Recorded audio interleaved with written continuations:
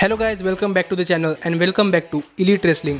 तो गाइज आज भी हम AEW के बहुत ही बड़े और बहुत सारे अपडेट्स के बारे में बात करने वाले हैं। और गाइज आज इस वीडियो के अंदर हम जानेंगे कि क्या CM पंक सच में AEW के अंदर डेविल होने वाले हैं, जिसके साथ ही हम जानेंगे कि डायनामाइट शो की व्यूअरशिप क्या रही। डायनामाइट शो पर हमें जो एक गिमिक मैच देखने को मिला था तो उससे AEW कितना फायदा हुआ है। डायनामाइट शो के बाद AEW ने कौन से नए सुपरस्टार को अपने कंपनी के अंदर साइन कर लिया है, जिसके साथ ही हम जानेंगे कि कल के रैम्पेज शो के लिए AEW ने कौन कौन चीजें पहले से ही एडवर्टाइज की है और हमें कल के रैम्पेज शो पर कौन कौन सी देखने को मिल सकती है। तो गाइज ये सब बातें जानने के लिए ये वीडियो एकदम आखिर तक जरूर देखना और ऐसे ही AEW से रिलेटेड हर एक न्यूज रूमर और अपडेट और AEW के हर एक शो का रिव्यू पाने के लिए हमारे चैनल को सब्सक्राइब करना मत भूलना।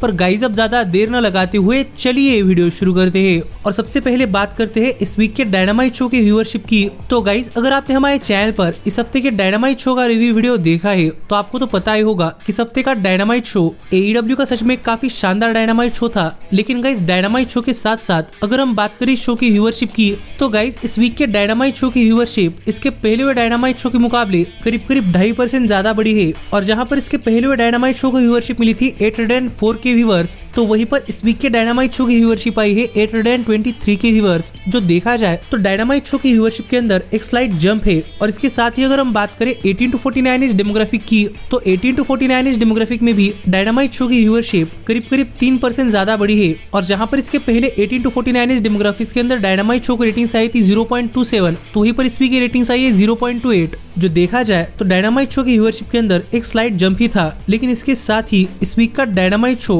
वेडनेसडे के टॉप 150 केबल टीवी प्रोग्राम्स के अंदर नंबर 3 पर आता है, जो कि इसके पहले नंबर 3 पर ही था। जिससे कि आप समझ सकते हैं कि इस वीक डायनामाइट शो की व्यूअरशिप स्लाइटली बढ़ी है और ये AEW के लिए अच्छी बात ही है। लेकिन देखना पड़ेगा कि ये नंबर्स 1 मिलियन के आसपास कब जाते हैं। पर फिलहाल के लिए हम आगे बढ़ते हैं और गाइस बात करते हैं हमारे अगले अपडेट की और जानते हैं कि इस वीक डायनामाइट शो पर जो हमें गिमिक मैच देखने को मिला था तो उस गिमिक मैच से AEW को कितना फायदा हुआ है।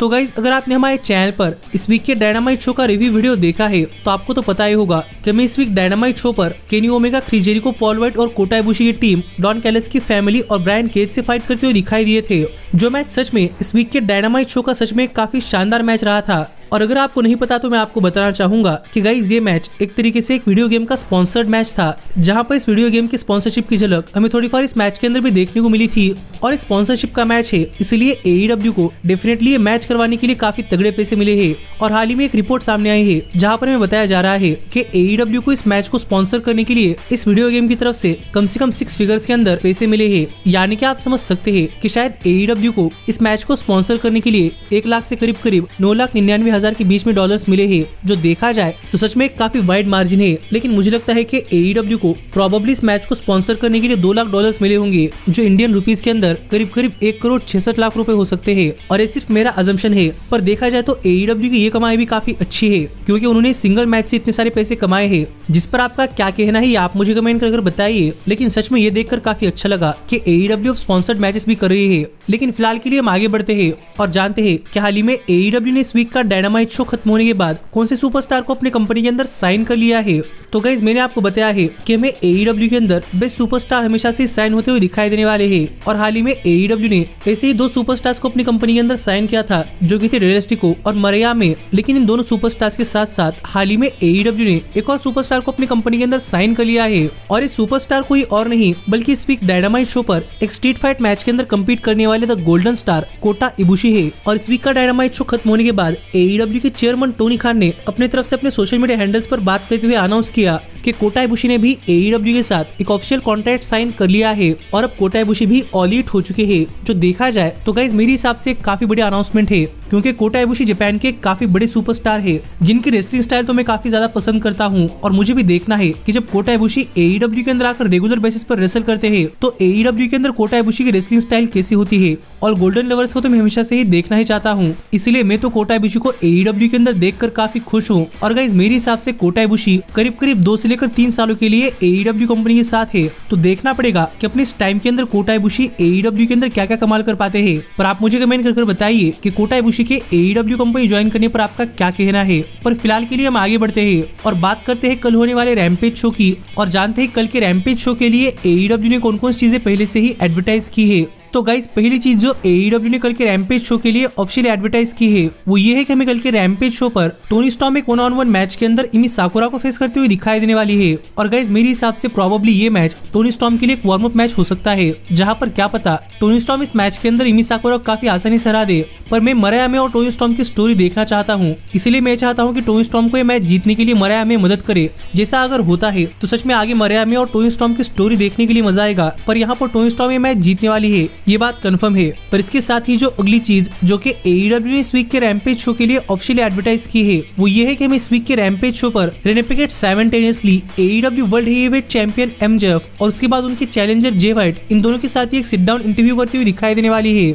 इसलिए गाइस यहाँ पर देखने के लिए मजा आएगा कि जब रेने पिकेट इस वीक के डायनामाइट शो पर वर्ल्ड चैंपियनशिप के लिए दोनों ही चैंपियन और चैलेंजर इन दोनों के साथ एक सिट डाउन इंटरव्यू करती है, तो इस इंटरव्यू के अंदर दोनों ही स्टार्स क्या कहते हैं। और फिर एक बार AEW ने अपने कोलिजन शो के लिए दो ही चीजें एडवर्टाइज की है और बाकी पूरा कोलिजन शो सरप्राइज होने वाला है, तो देखना पड़ेगा कि इस वीक भी कोलिजन शो पर क्या क्या होता है। जो वीडियो अगर आप मिस नहीं करना चाहते तो हमारे चैनल को सब्सक्राइब कर नोटिफिकेशन बेल ऑल पर सेट करना मत भूलना। लेकिन फिलहाल के लिए हम आगे बढ़ते हैं और बात करते हैं हमारे सबसे बड़े अपडेट की और जानते हैं कि हाल ही में CM पंक फिर एक बार किस तरीके से टीज कर रहे हैं कि CM पंक AEW के अंदर आने वाले हैं। तो गाइस आपको तो पता ही होगा कि मैंने आपको बताया था कि AEW और CM पंक ये दोनों अब सेपरेट हो चुके हैं, लेकिन हाल ही में AEW के अंदर द डेविल की स्टोरी लाइन काफी जोरों शोरों से चल रही है। और गाइस यहीं पर काफी सारे फैंस स्पेकुलेट कर रहे हैं कि हमें शायद डेविल मास्क के अंदर CM पंक देखने को मिल सकते हैं। जो होता है तो गाइस ये सच में एक काफी वाइल्ड चीज होगी। पर फैंस के साथ CM पंक भी हाल फिलहाल में टीज कर रहे थे कि वो डेविल हो सकते हैं और अपनी इसी टीजिंग को CM पंक अब नेक्स्ट लेवल पर ले जा चुके हैं, क्योंकि हाल ही में CM पंक ने अपने सोशल मीडिया हैंडल्स पर स्टोरी डालते हुए कुछ वीडियो शेयर किए, जहाँ पर हम पहले तो देख सकते हैं कि CM पंक ने वर्कआउट करते हुए अपने वर्कआउट का एक स्क्रीनशॉट शेयर किया है, जहाँ पर आप देख सकते हैं कि यहाँ पर बैकग्राउंड में WWE के सर्वाइवर सीरीज पे-per-view का थीम म्यूजिक बज रहा है। लेकिन इसके साथ ही यहाँ पर स्क्रीनशॉट के अंदर हमें 666 नंबर दिखाई दे रहा है, जिस नंबर को डेविल का नंबर कहा जाता है।